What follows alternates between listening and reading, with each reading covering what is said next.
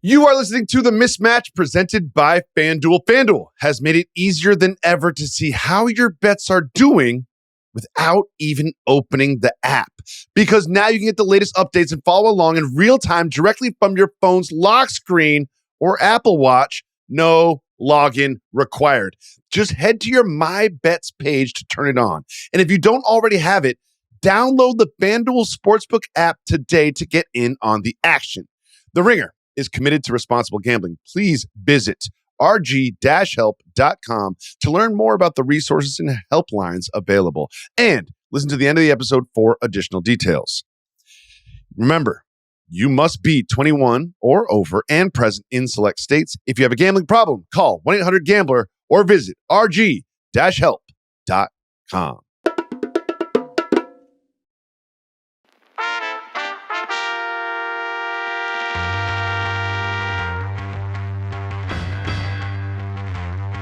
Welcome to The Mismatch. I'm Chris Vernon, and joining me as he does every week from TheRinger.com is Dave Jacoby. Jacoby! What's happening, Verno? It's great to be out of the house. Great to leave the newborn behind and talk some hoops with you. All right, so let's get to what took place last night. This was a big night in the NBA. The biggest game was obviously the Warriors and the Lakers. The Warriors win again. They are now 19-2. When the duo of Jimmy Butler and Steph Curry is available. And they go in and they beat the Los Angeles Lakers. After the game, Luka takes the blame. That performance was unacceptable.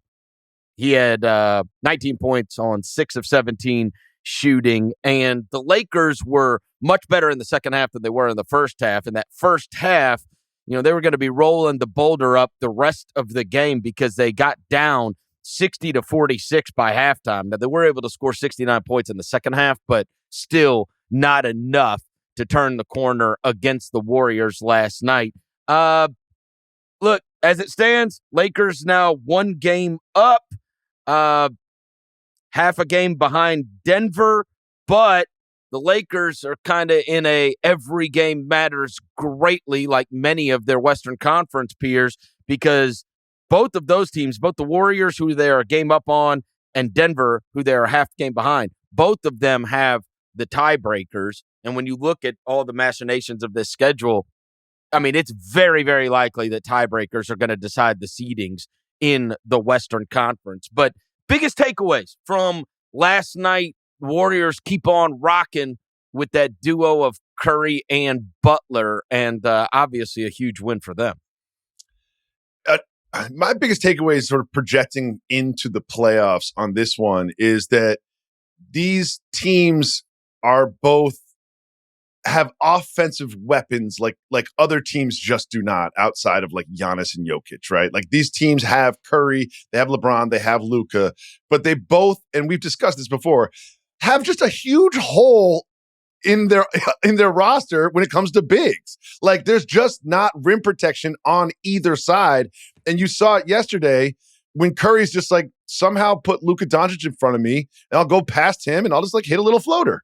And it was the defensive rebounding in the first half for the Warriors was terrible. And in the second half for the Lakers was terrible.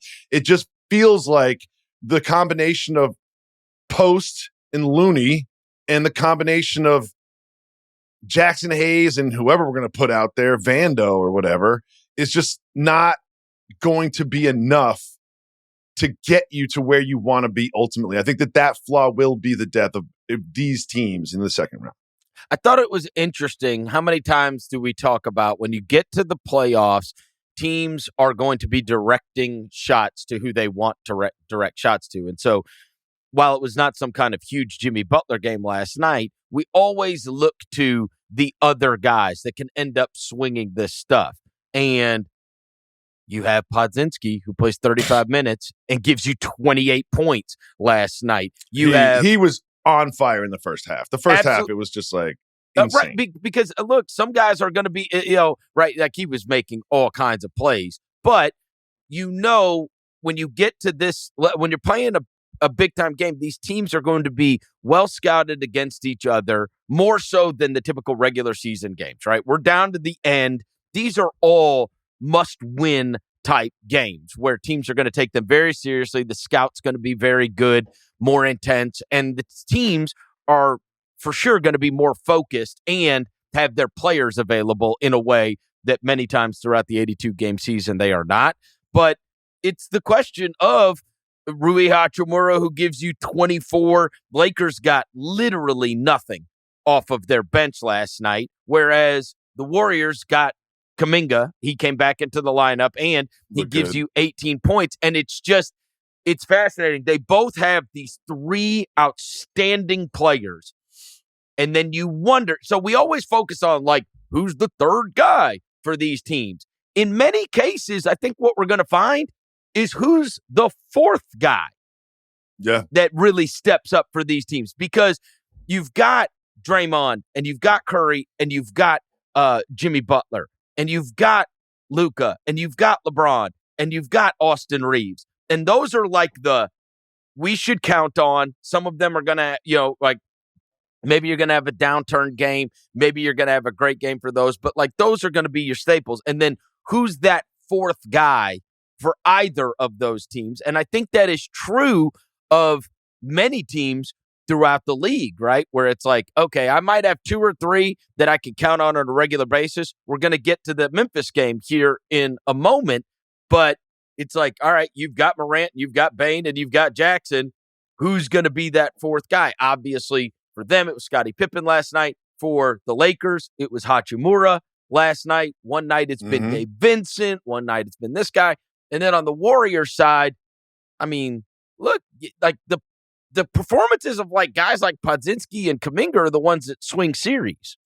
Yep. I think it's a good point that you make, that we do focus on, like, the second option of a playoff team. They're going to take away the superstar. So can that second player step up? But really what it is like, you saw it firsthand when they were in Memphis. It was DFS and Gabe Vincent just getting open threes and knocking them down, like practice threes. And last night they got a couple of those swing threes. Vincent in particular, they just weren't falling. DFS had a couple that just weren't falling. And Vando's in that boat too.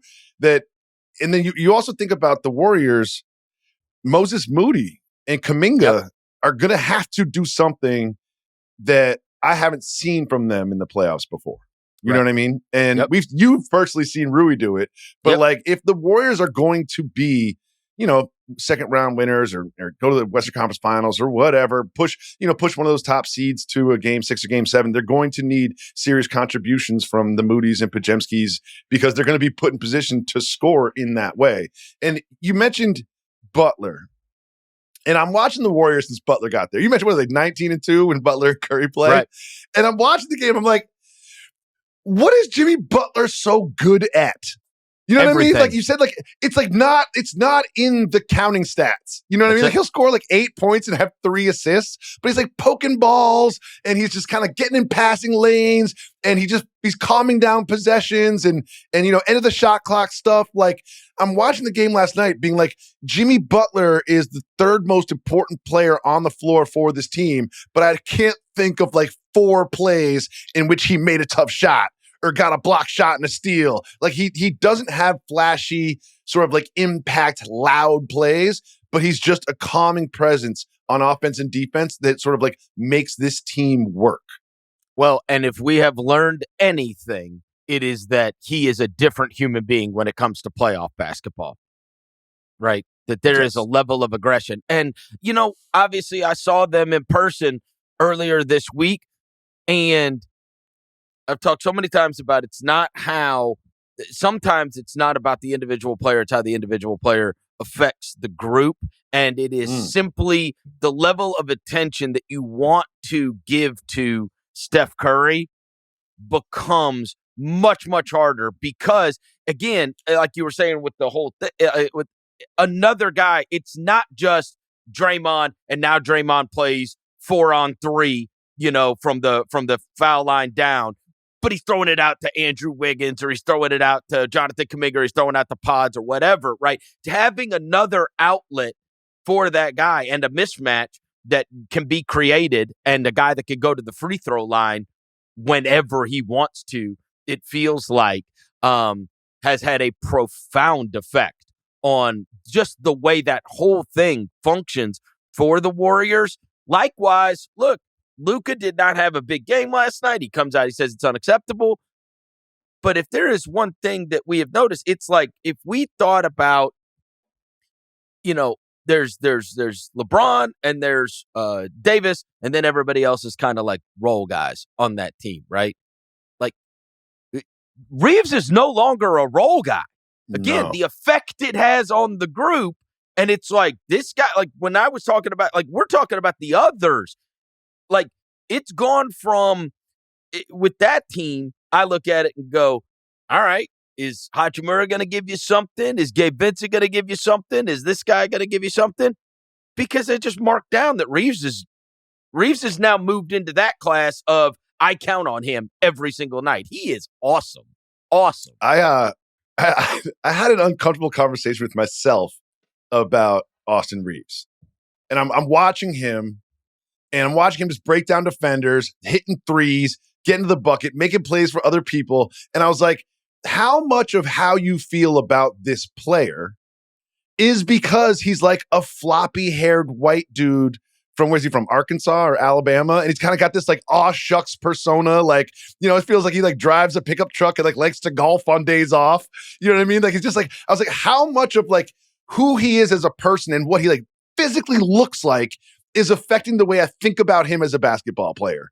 Because if you just put him like forget the race thing. Let's just throw that out. If you give him Tyler Hero's fade and some more muscles and a little flashier sort of like in interviews, like maybe a cooler guy at the lunch table in high school, like what would I think about him? Because I think I kind of love this like aw shucks country thing that he does. But there's also part of me, it's like, do I not take him seriously enough as like an individual ISO killer?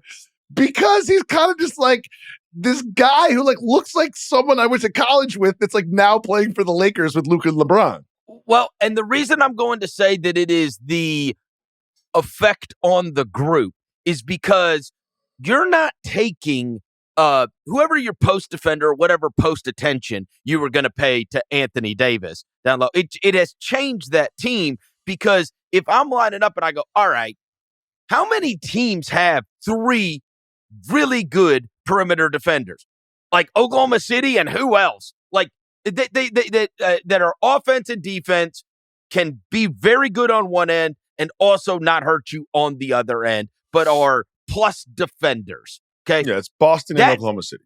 That list is minuscule. Okay. Well, bro, I got to figure out what I'm doing with LeBron, and I got to figure out what I'm doing with Luka. So at what point, and the problem is for a team that's playing against them, it's like, who am I putting on Reeves? Because if you're not going to put an awesome defender on Reeves, he's going to kill you. And he has. Right? I mean, like, that's the thing. It's like, bro, I can't deploy my best defender on Austin Reeves. My best defender and the attention I'm paying's got to go to Luka. And then it's got to go to LeBron. Like, who am I? That's the way that has altered things, and he has taken full advantage of it. And you have seen him become better and better and better. I mean, you can't pay the attention to Austin Reeves that you used to, given, the way their whole thing has changed. And with that, he has now moved up to a different world. I mean, as a third guy.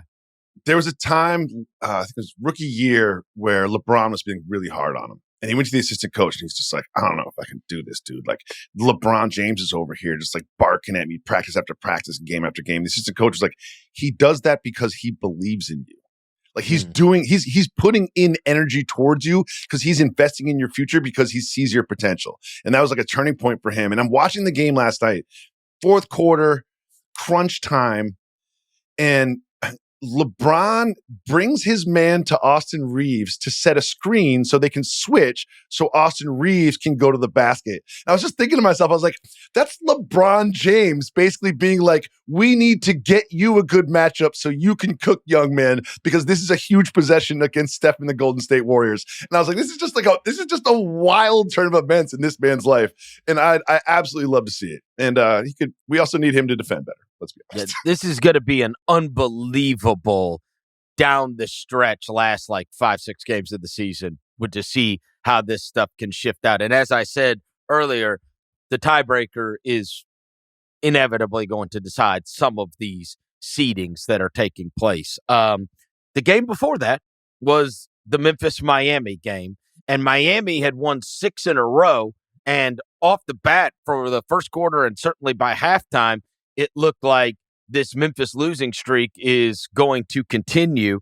And then Ja Morant went absolutely crazy in the second half of the game. I think he had 27 in the second half and was just otherworldly, getting to the basket, setting up teammates, and say whatever you want about Ja Morant. The guy has a flair for the dramatic because after a lot of people won't remember this, he came back from that suspension that he had a year and a half ago, and the first game was right around Christmas, and they played at New Orleans, and he had like 40-something and the game winner. His first game back, like it was like, okay.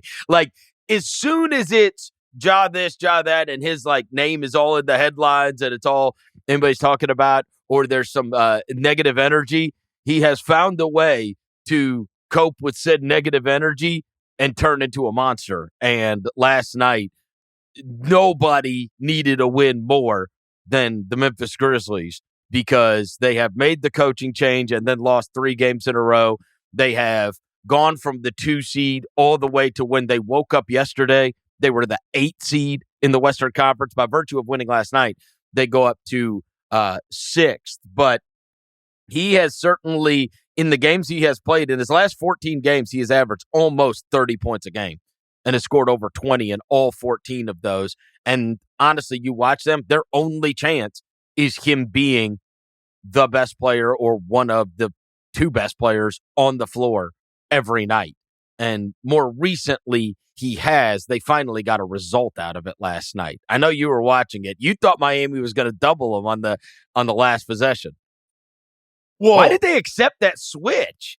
And also, first, I mean, I think that I've said this before and I'll say it again. We spend way too much time like breaking down one possession in a game that has 200 possessions that led you up to that place.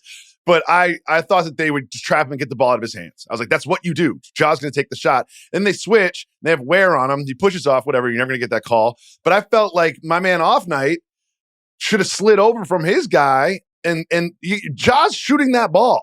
So put people on him. I felt like it was just undisciplined defense from the Heat on that possession. But it was obviously a great shot, a great quote from him after the game too. But I think if we're going to discuss this game at this length, we do have to say the 2 words Tyler Hero, because it was sort of like it was almost like reminding me of like a Rucker Park game. It was just like, all right, you score, I score, you score, I score. It was like that individual sort of matchup because Hero was playing out of his mind. His third quarter was absolutely awesome.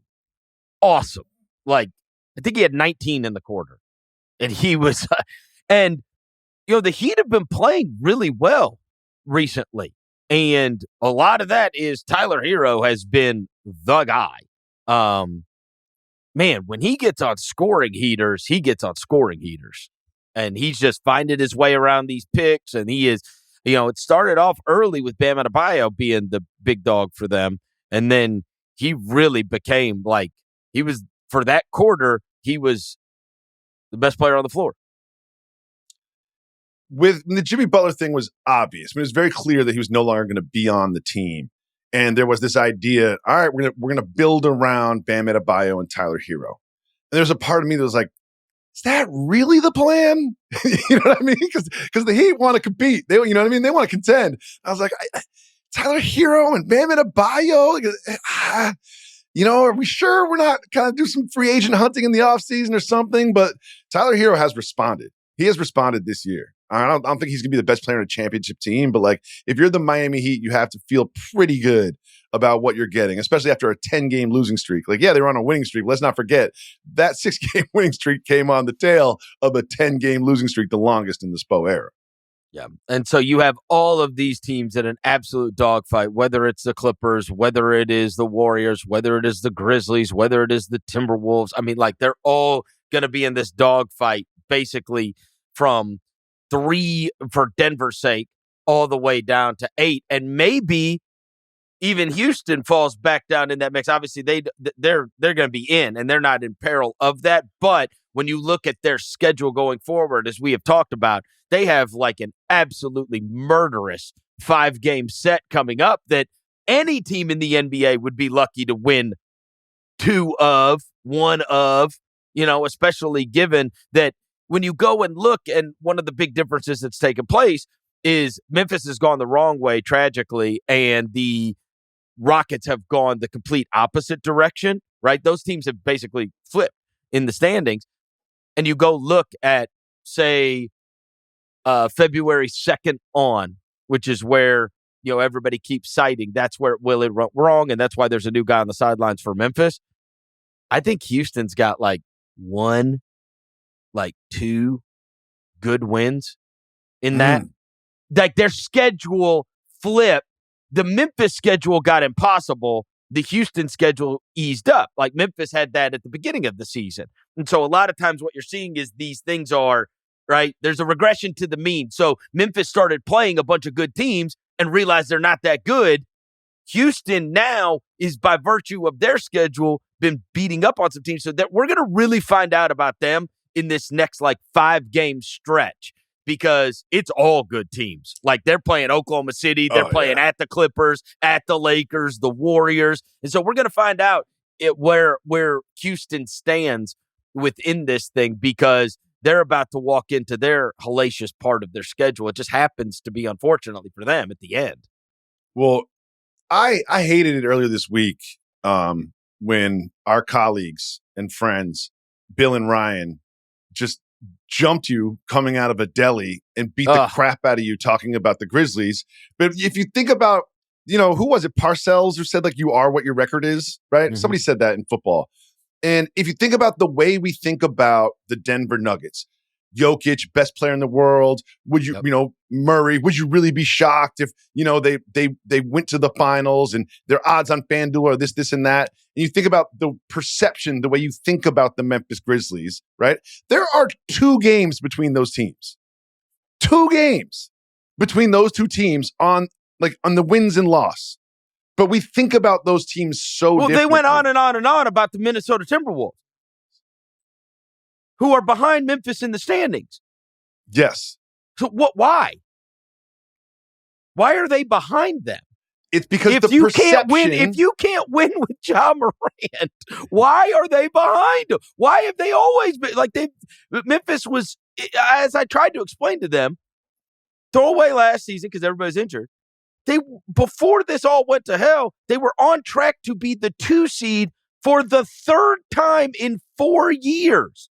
To have a conversation about how you can't win with the guy is bananas to me, when you would have been the 2 seed 3 out of 4 seasons that you played.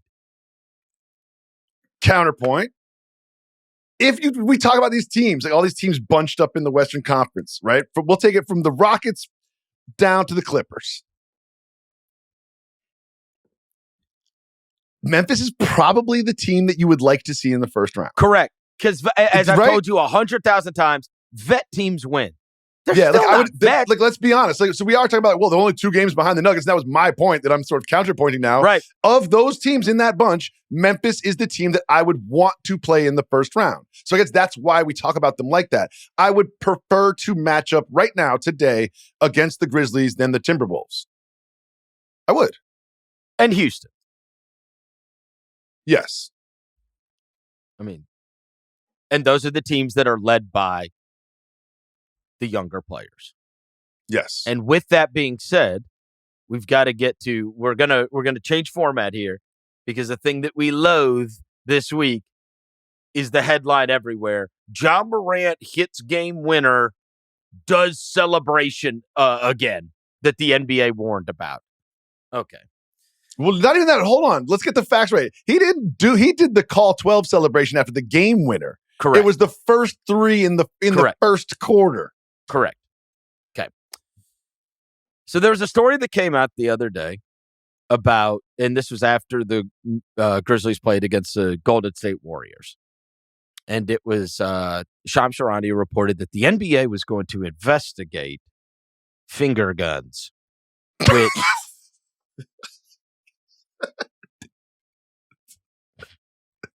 I just sorry to interrupt. It was the real, like, no one's brought this up. The part that I found like just absolutely the most ridiculous about this, and there's 7,000 things that are ridiculous about this, is the verb investigate. It's like it's on camera. It's a 2-second clip, and we all saw it on social. What is the investigation? Like, we're hiring an investigator? Like, who got that email? It's like, hey, Rob, we need you to investigate this finger guns allegation. Fly to Memphis and do some interviews. Like, what? What they deemed was that it was not actually a real gun, but in fact, it was a finger gun. That's a good point. That's a good point. Yeah. So, we're just making sure that it was just finger guns. And now we have deemed that this is nonviolent. Okay? So, look, here's the deal. Should Ja Morant do said celebration? In my opinion, no. Okay? Let's get that out of the way. Is the NBA, who we have criticized all year for all manner of things, you have teams literally losing on purpose. You have teams sitting stars on a regular basis. You have TV ratings that are plummeting. And you decide voluntarily to make a story out of this is crazy to me. I can have a reasonable discussion with you or with anybody else in the world. Ja Morant, given his history, it would be wise not to do this. Okay? This is a literal 1-minute phone call that can be made to a guy. And you could say, hey, man, look, let's cool out on this, blah, blah, blah, right? Like, just, you could talk to somebody. Behind the scenes, it's not a big deal, right? Instead, making this a headline and have everybody digging up everything from the past about one of your young stars in the league is crazy. The fact that this did not have to be a headline. Everybody does finger guns. Last night in the Warriors-Lakers game, go watch it. With 150 left, LeBron James, the leading scorer in NBA history, hit a 3 from the corner, turned, and did finger guns. Dyson Daniels lit up the entire bench. You have, like he had an Uzi in his hand. Mikal Bridges does it all the time. Like, players do this all the time. I am at games 40-something times a year. It is very, very common.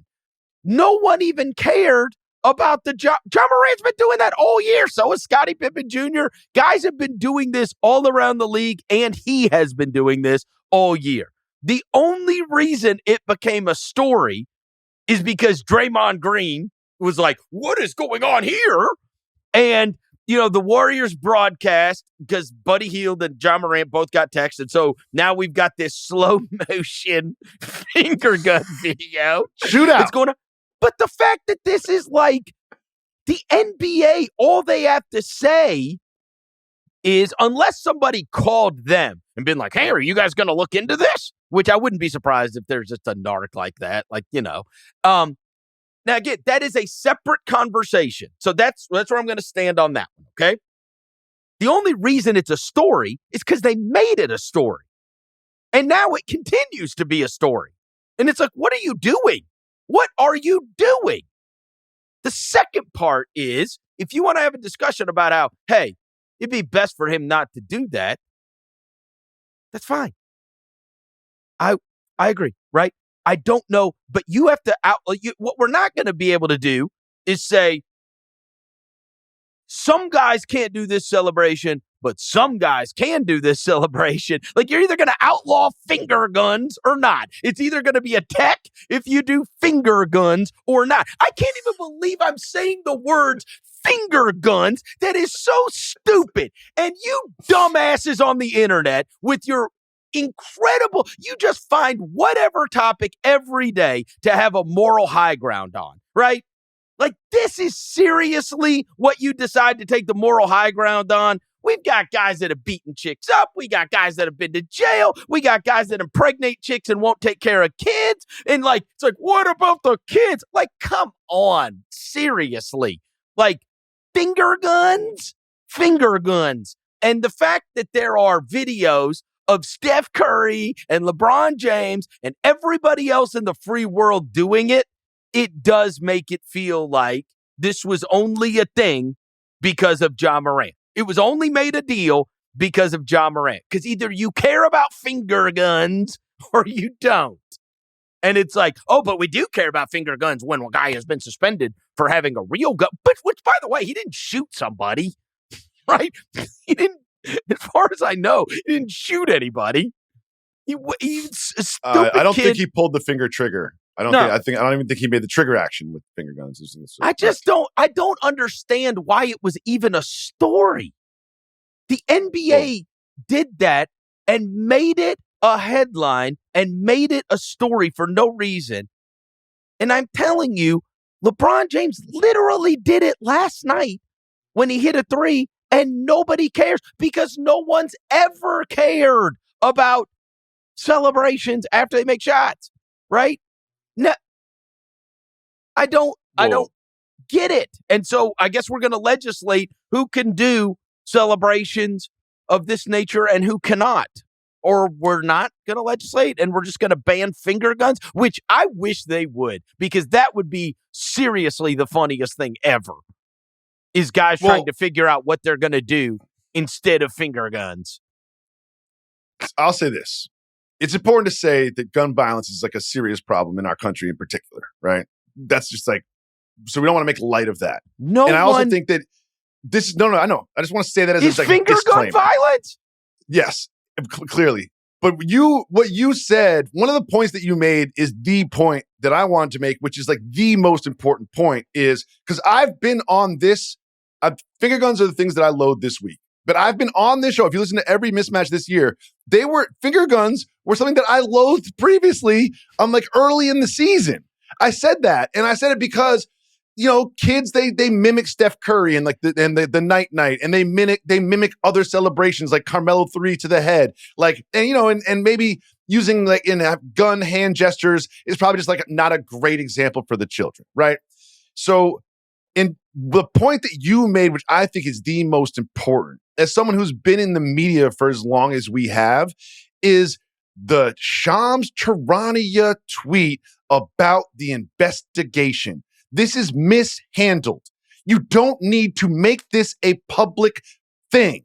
Shams got that information somehow from someone, and Shams said, I'm gonna tweet about this. And they said, yes, please. What do you gain by cracking down publicly on finger gun celebrations? Why are you having us talk about finger guns? Why are you putting Ja through more when he's been through so much? And part of Ja's suspension and sort of like return to the league, if I'm not mistaken, and I don't think I am, involved some sort of counseling, involved a conversation with Adam Silver, and there is a sort of a direct line of communication about his behavior, how it comes across to fans, and what's appropriate and what's not. And if he does something that's like borderline-ish, maybe a finger Tommy gun at the bench, then you handle that through the proper channels, his representatives or himself, because you have his number, and you keep it quiet, and you say, hey, man, let's not make a big deal out of this. Just with your history and sort of like with what we're trying to do as the league moving forward, we would prefer you didn't use your whatever celebration we're calling that, a Tommy gun. Even what he is doing looks like what it looks like a mob hit from a bad movie Tommy gun. And let me be clear, because I don't want anybody to say like, oh yeah, I knew you just defend. I am telling you, I am absolutely fine having that conversation in private with him and just telling him, hey man, this ain't a good look. He shouldn't do it. He should not be doing it. I agree. No one should be doing it. I said earlier with finger gun celebrations, but something that I don't like. But then to make it a thing. Well, then after that, so now you've got this. You've got these headlines. okay, the finger gun celebration, that was what? Monday night? Tuesday night. That was Tuesday night, right? So then we have an investigation tweet comes out on Wednesday, and then Thursday it comes out of, after the investigation, we've decided that it's going to be like a verbal warning. And then Friday, it's another storyline because he did it again after he hit the 3 in the game. So I think there is something to be said that I'm going to be critical about Ja on is, bro, did you have to do it in the first quarter of the game last night? Like now you're kind of just poking the bear. Like now it's like when I look at my kid and I say, don't touch my shoes. And they look me right in the eye, and they touch my shoes. That's right. It's like, bro, it's just the personal disrespect. So I think that I'm going to be critical of Ja for after this news cycle and after the investigation comes out to do it again at the first opportunity. It's like, it seems a little childish, to be honest.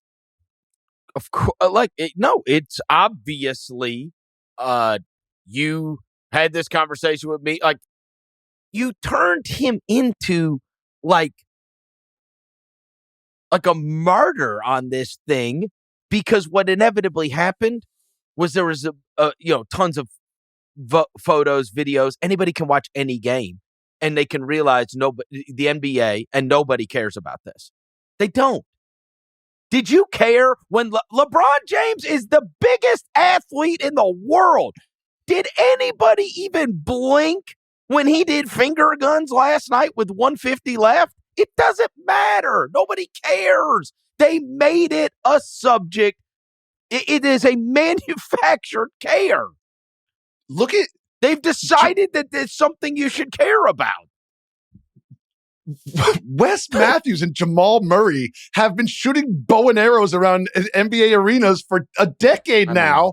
But is everyone be like, well, there's bow and arrows they're actually not as violent as guns and whatever. It's like, this is very silly. I don't think Ja Morant should be doing this, but I don't think the NBA should be reacting this way.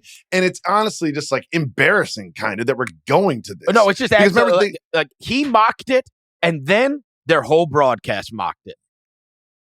Oh yeah. That halftime on TNT last night, not only did Ja Morant mock the fact that he was investigated over finger guns, then you had your national broadcast making 1,000 gun references and everything else mocking finger guns. And it's like, who is this? Why is this a good thing? This is ridiculous. I can't even believe it's again.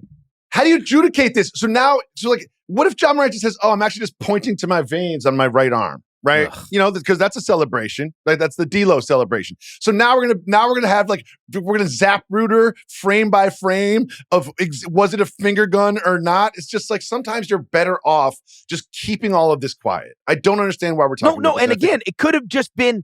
That's why. Here's the problem, Jacoby. It could have just been him. And again, let's be clear. If Adam Silver calls him and says, "Hey, man, for you with what you've been through, can we find a different celebration?" Like that's all you got to do. Right. But instead, you made it a huge public thing. So now everybody's going to be able to say, are you going to penalize Steph Curry? Are you going to penalize? So now you've made it could have just been, hey, man, this is like actually a you thing. And I'd rather you not do it. But now you've made it such a big deal that you either have to make it. You're not going to be able to decipher who can do certain celebrations and who can't. They did. Right? I think, am I wrong? Didn't they outlaw the throat slash? I think I remember that. Right. I don't think you can throat slash anymore. Can Malik Beasley do it? Malik Beasley went to prison. He literally went to prison. It's like, come on, guys. Like, again, behind the scenes, if you want to say, hey, man, for you, especially after you've been suspended over gun, like, can we just find a different celebration? Like, look, I'm just trying to be cool here. Let's find a different celebration. But instead, we're going to investigate this deal. And then what you opened yourself up to is 1 million gifts and 1 million pictures of literally all of your best players doing this. There is a GIF of Steph Curry doing it. There is a GIF of LeBron James doing it. Mikal Bridges. Like what you're going to find is it.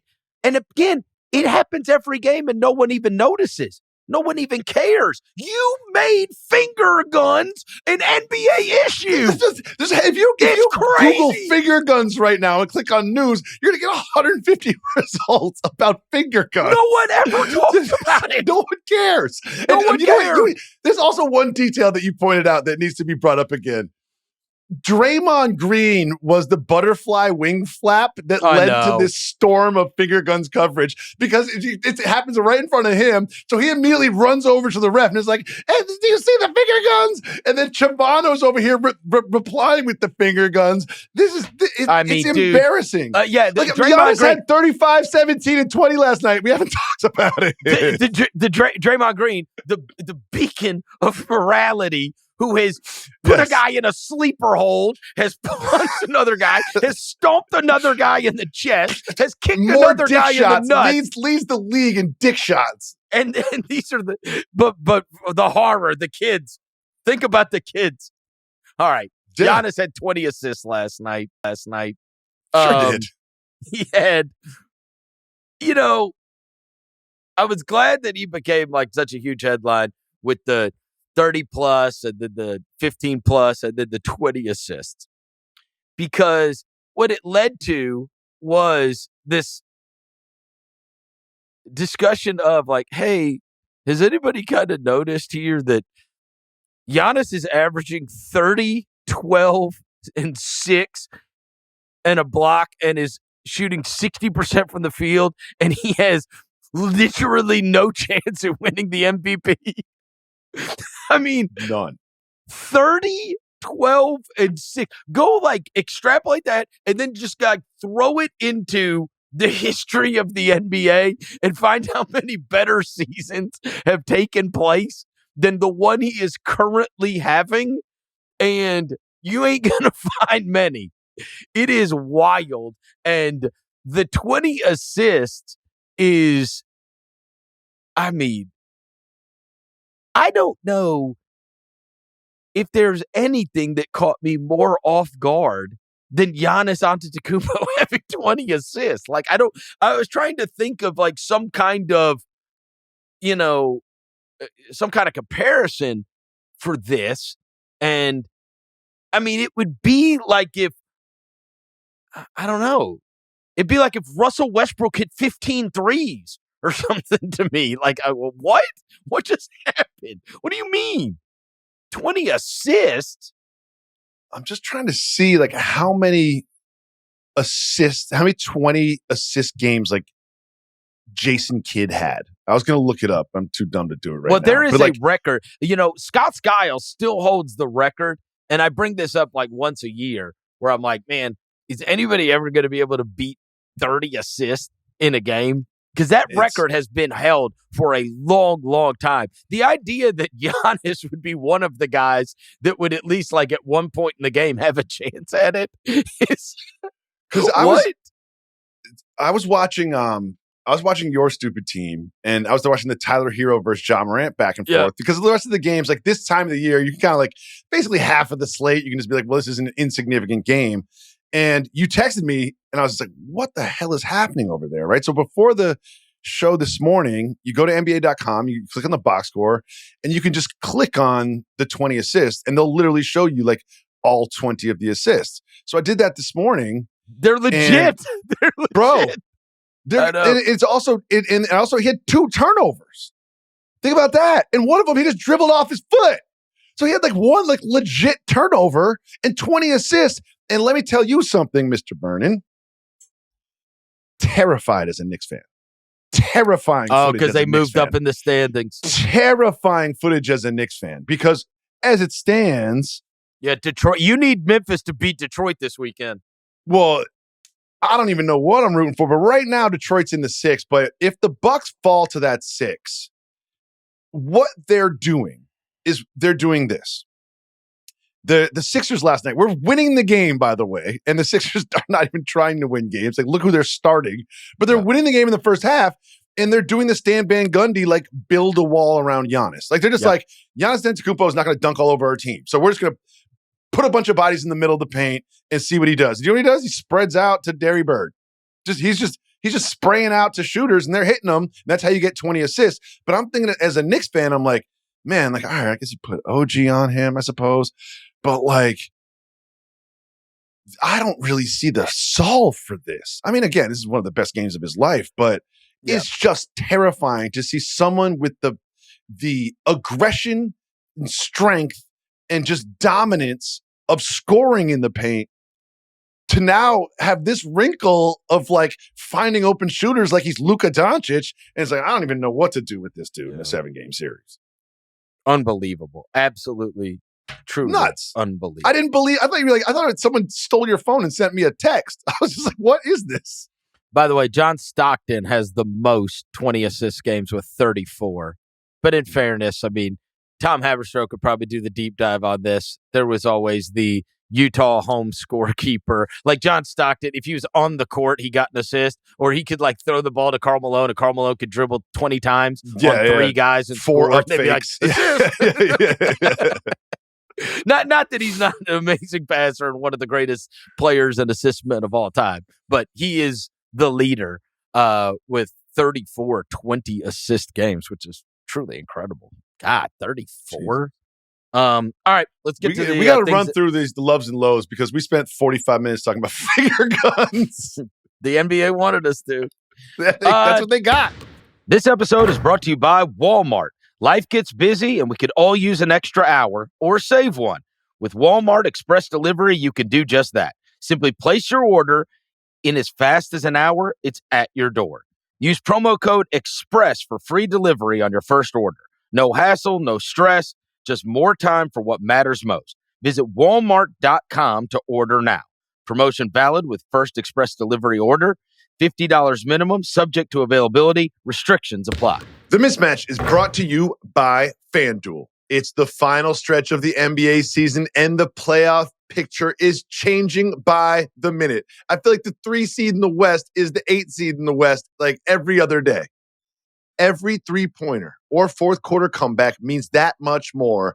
And with live betting on FanDuel, you can make the playoff picture a little prettier. So whether you're looking to ride with a hot shooter or think a team is due for a run, you can get in on the action until the final buzzer with America's #1 sportsbook.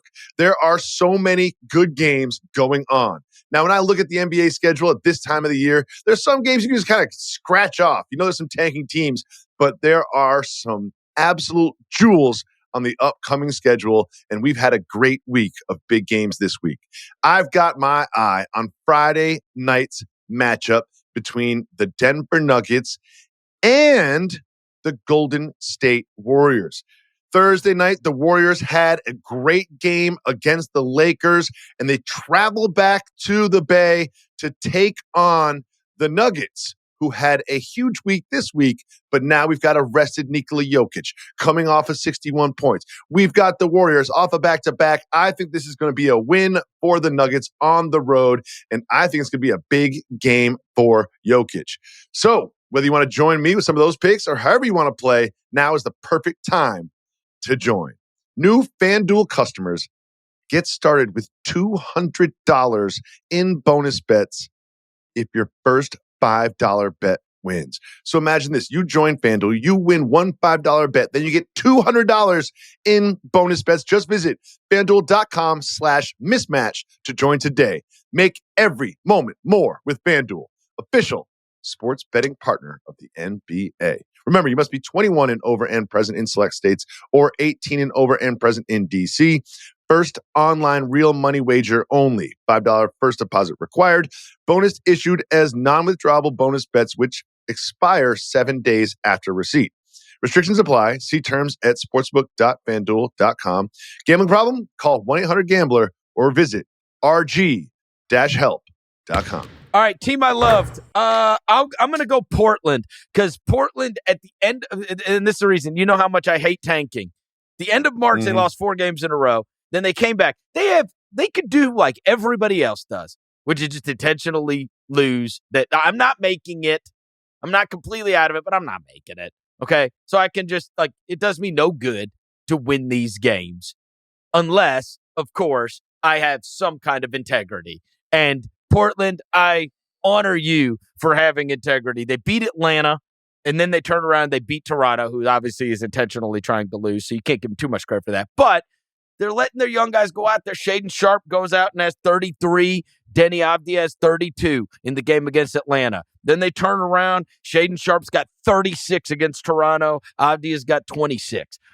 Like all these teams, like they're letting these guys cook, and it's like instead of benching them and saying, no, you don't get to do this, right? Because we might win if you keep playing so well.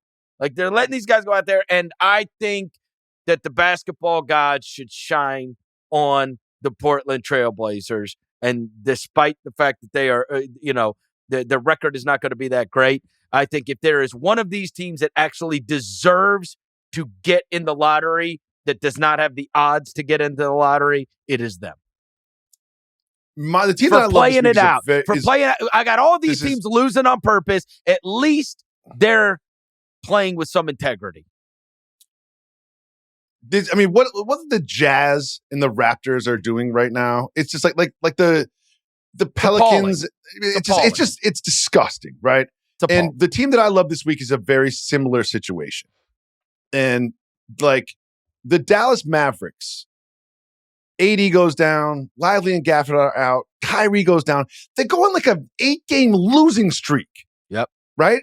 And I'm thinking like this makes sense. Like I get it. Like you don't have Kyrie, you don't have AD. Like not only you're not like a championship contender, like you probably wouldn't get out of the plane if you fought your way into it. But they're playing like a team that doesn't own their pick. You know what I mean? They're playing like a team that's like, let's win games because we're basketball players, right? Like they're playing, and the Blazers are also they're approaching games like there's no incentive to lose, even though. From an objective, if I was like an objective consultant, they should probably be losing these games. And that's why I love this Mavericks team. Sure, they lost to the Nets, not the best, but they beat Orlando, Chicago, and this Atlanta game in Dallas. I don't need to sit here in front of this microphone and spend 5 minutes explaining what it's like to be a Mavericks fan for the past 4 months, but it has not been a lot to cheer about. And to have Anthony Davis not just come back and play. I did not expect that to happen. But to get Gafford and Lively back, and the Hawks were playing well when they came to town, and to have Anthony Davis hit a really tough game winner after hitting a 3 and still having 3.5 seconds left, and him contest Trae Young on another potential game winner, and having that feeling, and in the post-game interview, they're excited, celebrating each other, and you're looking at it, and you're like, you know what? They're going to be in the play-in. And they're a tough out. Hey, they're Jacoby, big. Jacoby, I'll tell you this. It's a nightmare. If they come out of the 9-10 game, whoever loses 7-8, whether that's Memphis, whether that's Minnesota, whether that's whoever it is, the idea that Anthony Davis could be the best player on the floor in one 48-minute basketball game and lead them to a victory, and next thing you know, you're going home for the offseason, and he's moving on, and that team's moving on. Like that's no not a picnic. stretch. You know what I mean? Like I think I promise you, whoever loses 7-8 is going to be the biggest Sacramento Kings fans in the world. And just hope that Sacramento could pick them off and that you got to face them instead. Because for a 1-game set against a group of, because they're all veteran-laden guys, and the idea that guy could go for 35 and 20 against you when most people don't have awesome big guys, especially if you're down there in that mix, is like it's a nightmare. It's a nightmare. If you're not hitting threes, right? Because this, there's 3-point shooting variance, right? That's not like a crazy advanced analytics take. Right. 3-point shooting variance happens. We talk about it all the time. But if you're not hitting threes, you're not getting to the rim against these guys. They got Anthony Davis and Daniel Gafford down there, or Darren Lively down there. So like if you're having just a bad shooting night, there's no sort of recourse to beat that team. And like I'm not sitting here predicting them to upset the Thunder in round 1, but it's not crazy to think he could be the best player on the floor. And it's a team I love because it's a team that I wrote off. I wrote them off as I looked at their draft stuff. I'm like, all right, they have their own pick. Like, this makes no sense. There's no incentive for them to sort of like have a good showing down the stretch. If I was a Mavs fan, I would even understand if Anthony Davis never came back. But for him to fight back shows like his commitment to the team and to the town. And I just really like that they've gotten hot recently. And that game and those fans got to celebrate in that way. This is a team I love this week. Because he is undeserving of the, he didn't do anything wrong. All he did was get traded. No, I'm saying all he did was get traded for the most beloved player since Dirk. I mean, it's not his fault. He had stitches. Like he had 34 points. He like missed 10 minutes because he was in the locker room getting stitches over his eye. Yep. Team that I loathe. I mean, look, the tanking teams, but Philly is just gross. I mean, truly, like that's gross. They were the ones last night. It was the 20 assist game last night, right? Like so they are. I guess you could put up some historic games against them if you want to say that that's a positive. But I mean, the idea, like they have tanked out literally all of March and April. Like 2 months of just saying, okay, we are intentionally trying to lose. And the funniest thing was when the Giannis thing was going on, I flipped it on for a second and I was like, dude, no way. So there was a guy who was on a 2-way contract in Memphis earlier this year. And then I mentioned his name 2 weeks ago, joking around when Toronto put out a lineup that was like, so appalling that it warranted conversation, okay? And they started and played this guy like 40-something minutes. And so imagine my surprise when I flipped on that game and I'm like, Colin Castleton? What? Philadelphia has signed him to a 10-day contract. Colin Castleton is the guy. Like he is the emblem of I need players so that I can lose. And so credit to him for being able to get into these games. But I swear to God, he literally went from one team. It's like if he played for like the Washington Generals and he just had a career doing that. He went from one team that is playing him because they want to lose to another team. Now, it's free money, but like you go to the next, and I was like, when did he become a Sixer? Like, I just saw him intentionally losing for the Raptors. He's like, what was that movie? The old William H. Macy movie. The Cooler. No idea. The Cooler. Oh, right. Yeah. You remember that? And yeah.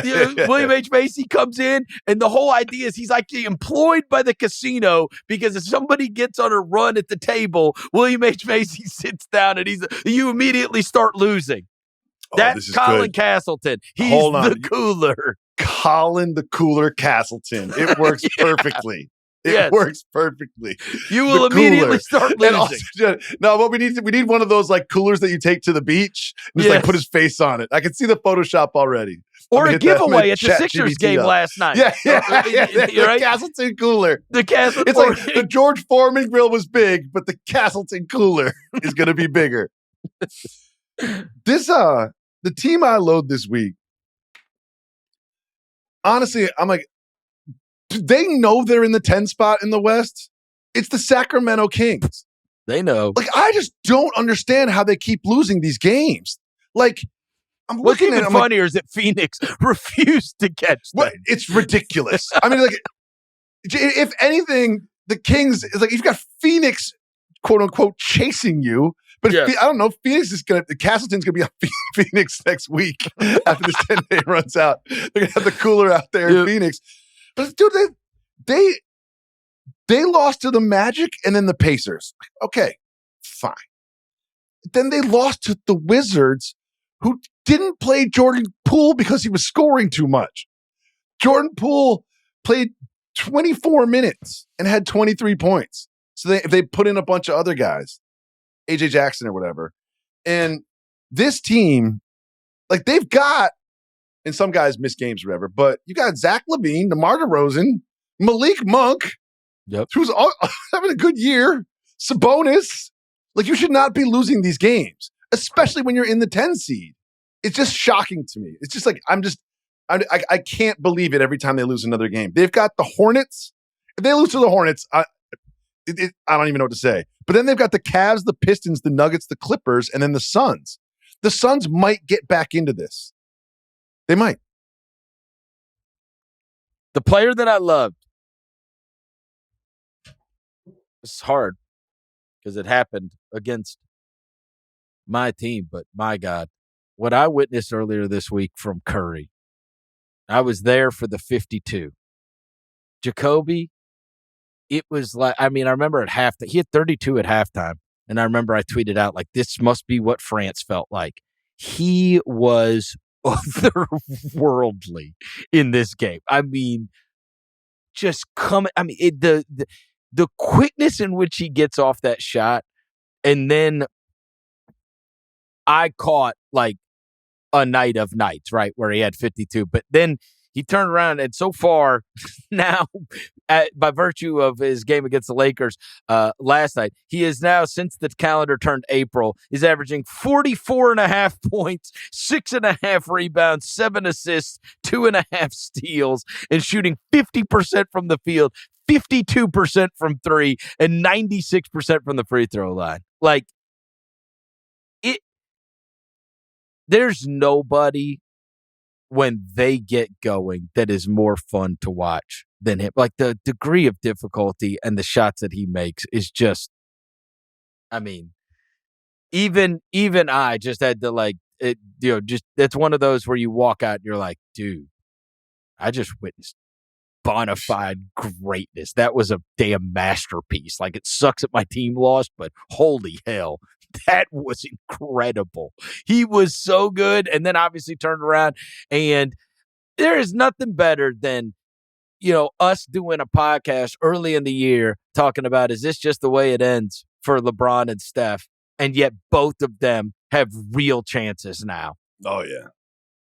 Both of them have real chances now because of the additions that their teams made at the trade deadline.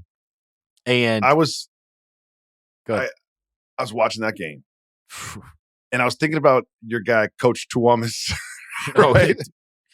And I was thinking about him, or like a timeout, right? Like he's got 10 threes, and I think about the huddle, and imagine just being one of the players to defend him. It's just like, what do you want me to do, Coach? Like, we're trying out there. We're putting 2 guys on him. He has we're chasing no all over the space. place. Like, it's like we are, and then Curry is catching the ball on the run and not even setting his feet and just flicking the thing right into the rim. Like, there's nothing you can do. It's like playing Shaq. It's just like, what do you want me to do? What do you want me to do against this guy? Like, honestly, I could tackle him and he would still find a way to get open and get a 3. The only way is to be ultra, ultra physical with him. And Memphis doesn't have the wings that do that.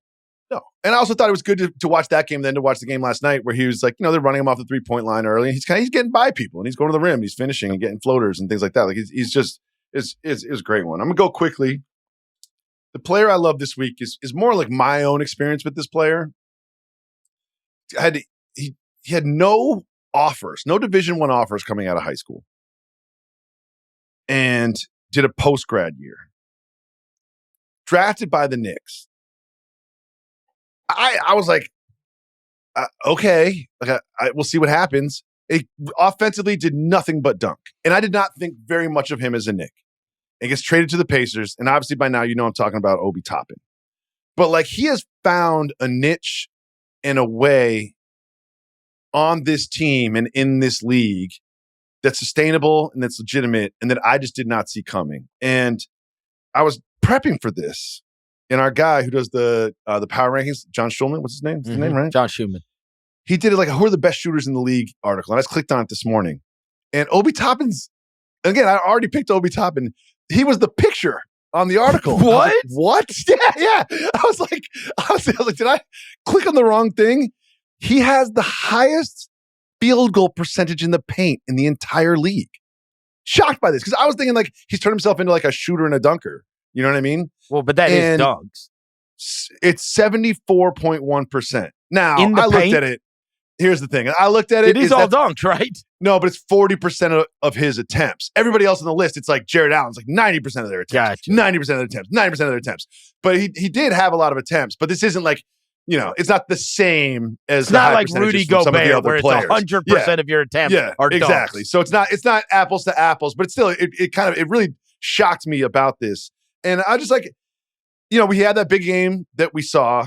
The Minnesota game. The Minnesota game. But he's shooting 37% from three. And last night, I'm sure you've seen it, and none of us were watching the game, but they throw it out to Halliburton. Halliburton bounces it off the ground, and Toppin goes up and catches the dunk. And every once in a while on a break, he'll put it between the legs. So he still kind of has that flash. And as someone who did not think much of him during his stint with the Knicks, he's the player I love this week because he's really found his way. And he's kind of like, look, you could see him coming in and having 16 points in a game and flipping it for you, right? Like him just like super energy. You always, he's going to play hard. He's going to try to rebound. Like, he's a fun player to have again, you're not counting on him being your starter, right? Like, but it's a good yin and yang with him. Siakam, you can play them together and it helps you go small if you need to go small. Like, super athlete. I don't think he's dribbled or shot or passed this entire year. Like, I don't think he's dribbled or passed. It's like Obi. When you catch it, you shoot it no matter where you are. But I respect those guys because they find a way. Like, I chronicled him earlier this year, and I said, when he's gotten his opportunity, he goes really big. It was a couple of years ago. Now, obviously, this guy's moved into a different class, but very Naz Reid-ish in that, right? You would have Naz Reid, and he was like this energy guy, bench player. Everybody really loved him. And then you would like let him start and he would like give you huge production. And it's like, whoa, now maybe this guy should be right. Same thing goes with Toppin. If you go look at the games that he's played 30-something minutes, he produces like in a big way, but has also found a way. There's stars and there's role players.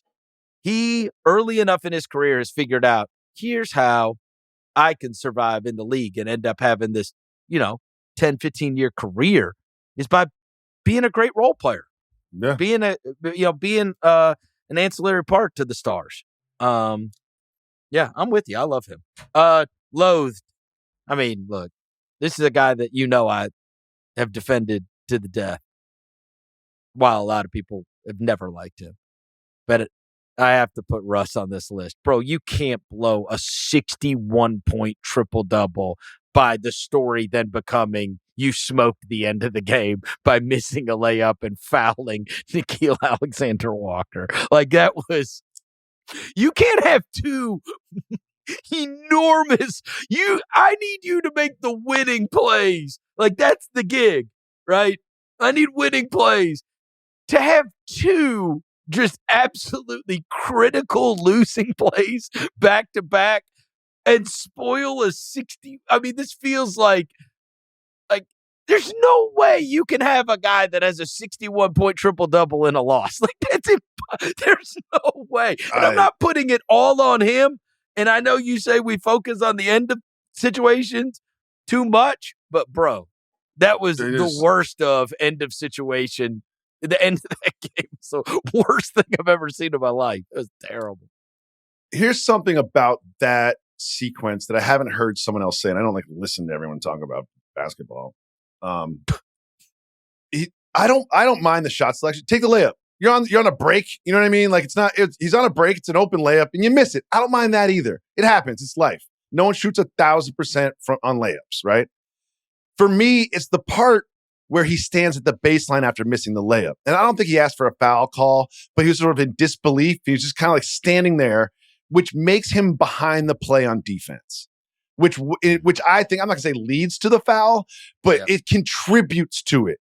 Because you take that second and a half just standing there, looking at the ref in disbelief, you're chasing the play on defense. And now you're scrambling and your feet aren't set. And that what leads to the foul of the shooter. So my thing is the layup, I don't mind the shot selection. I don't mind that you missed. I mind that with 5 seconds left in the game, for a guy that goes 1,000 miles an hour 1,000% of the time, you picked the wrong time to not do it, And with the 61-point triple-double, it does feel like Jokic baked a 5-layer wedding cake and put the finishing touches on it and handed it to Russell Westbrook, who just dropped it on the floor. That's what it feels like. It does. All right. Player you loathe. I'll go quickly through this one. I'm not going to sit here and be like, Luka Doncic isn't good at basketball. And I'm also not going to sit here and say Luka Doncic played poorly last night. But that's not what I loathed about watching Luka last night. Well, he said it was unacceptable, Jacoby. It is. But what's unacceptable to me is, again, I say this all the time, it's not what you do, it's how you do it. He started getting into it with the refs, right? He's frustrated because he's missing shots early. So then he's getting frustrated. They call a foul on him for Steph Curry kicking his leg out. It was a borderline leg kick out. Steph Curry started falling on every 3-point attempt in the game yesterday, which is really weird. But then he starts arguing with the refs. He gets a tech, and the next time down the floor, he takes a three, does a kick out, and falls over. The refs feel that they have to make a call, and I think that it is a chicken egg thing with him and shooting poorly and getting into it with the refs. But it's like he's addicted to getting into it with the refs. Like he cannot help himself. There's been so many people in his life that have told him that these actions are not supporting his goals. The refs aren't going to give you calls because you berate them 24/7. Like you're not going to bully them into giving you calls. Like he psychologically just can't get over this hump. And even on that famous, that Draymond slapdown play, which was obviously not a foul, Luka just kind of slumps his shoulders, looks at the ref again, even though it was obviously not a foul. And his attitude to me just absolutely has to change. In the playoffs last year, it was a big thing. And for 2 games, he didn't complain with the refs, but it just feels front runner-ish and it's very frustrating. I don't care if you miss shots. I just care if you're so much focusing on the referees and what they're calling or not calling. And when he was missing shots, he's doing this thing now where he gets in front of his defender, puts the ball on his hip, one jab step, takes one dribble towards the lane, gets into the chest of the defender, and then just rises up to shoot, gets the contact, and then tries to make it an and one and missed them all last night. But it's very sort of foul hunty and ref manipulating for someone who's one of the best 4 players in the game. It just seems unnecessary. Ladies and gentlemen, welcome to the new Mismatch with Chris Vernon and Nico Harrison. Listen, the team I love is the Mavs. The player I love is Luka. I see the vision. I see the vision, Nico. The Mavs, I see the player you loathe is Luka. I love it. I see the vision, Nico. Me and you, Nico. Me and you, buddy. Thing that I loved. All right, and this is regarding this upcoming weekend, and that is that the Final Four was set, and it ended up being all 4 1 seeds because I don't think you got 2 outstanding teams in Auburn and Florida playing against each other on one side. And then on the other side, you have this team that is filled with prospective draft picks, including the number 1 pick overall in Cooper Flagg. You have Knipple. You have all these guys for Duke that are supposed to be draft picks coming up. And there is no better test than playing the number 1 defensive team in the country. I mean, I texted my buddy. So obviously I'm friends with a lot of Tennessee fans. I went to school there. And I texted them in the first half of the Houston-Tennessee game. And I said, welcome to hell, right? They ended up scoring 15 points in the first half of that game because Houston, I don't know. People can go look this up if you haven't seen it. It was floating around on Twitter. It was like a video. You know how you remember the you got those indoor videos, the one we saw of Draymond Green punching Jordan Poole, where it's right. CCTV. Yeah, that kind of thing. But it's one of those that's going around of the Houston basketball team. Have you seen this? Oh, is it running the mile? No. And it's like this every day. And they're lined up on the what's it called? On the baseline. And the coach rolls the ball out to the free throw line, and 2 guys. It's like the friggin' Oklahoma drill. You didn't do this? You didn't do this growing up? We did this in high school. Of course, they're both flying to no, but then they all turn into wrestling matches.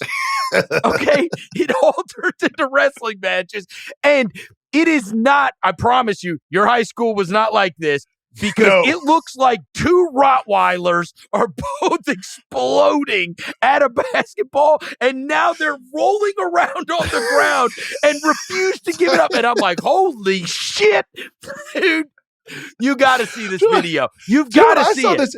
No, let me tell you what I saw. I saw another video, and I know whatever the feed gives you, the algorithm gives you whatever. Yep. It was the Houston basketball team at and again, I don't know if it's sundown or sun up, but I think it's sun up.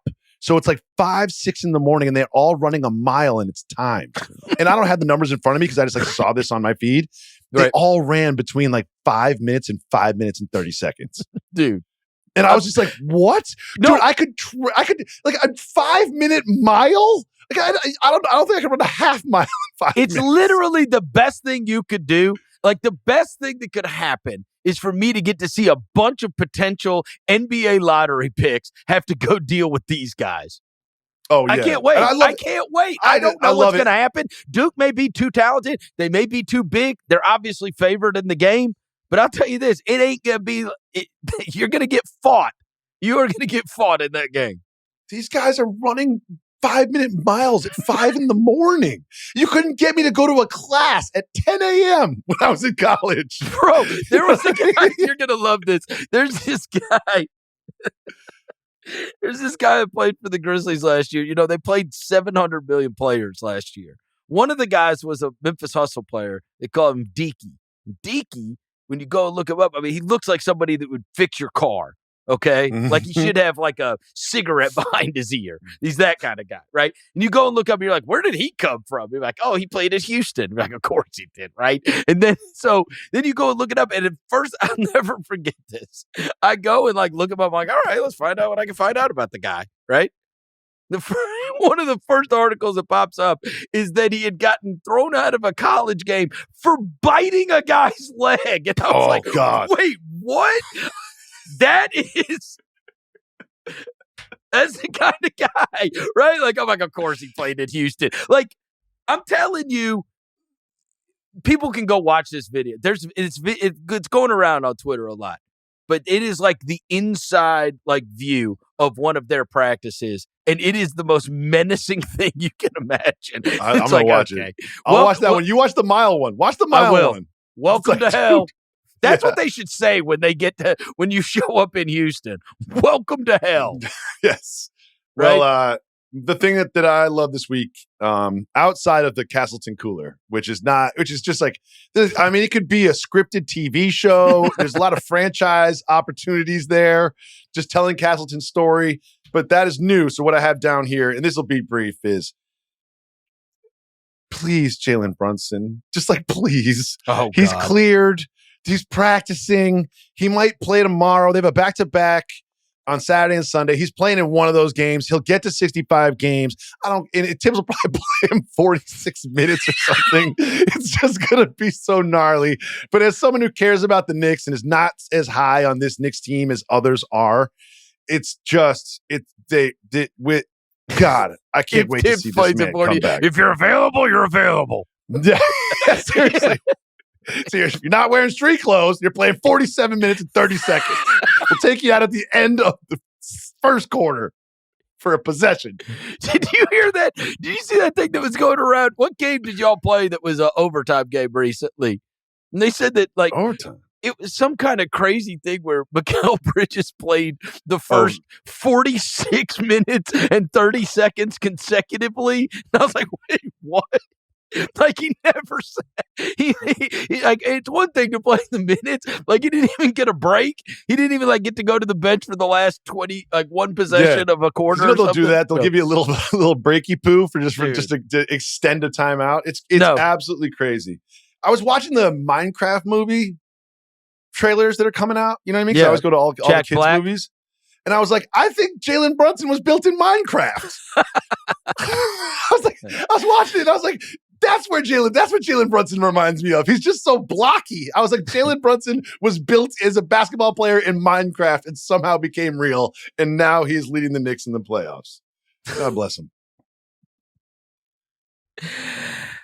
That's going to do it for today's show. Thank you to our executive producer, Jesse Lopez, as always. And Jacoby, I'll catch up with you next week.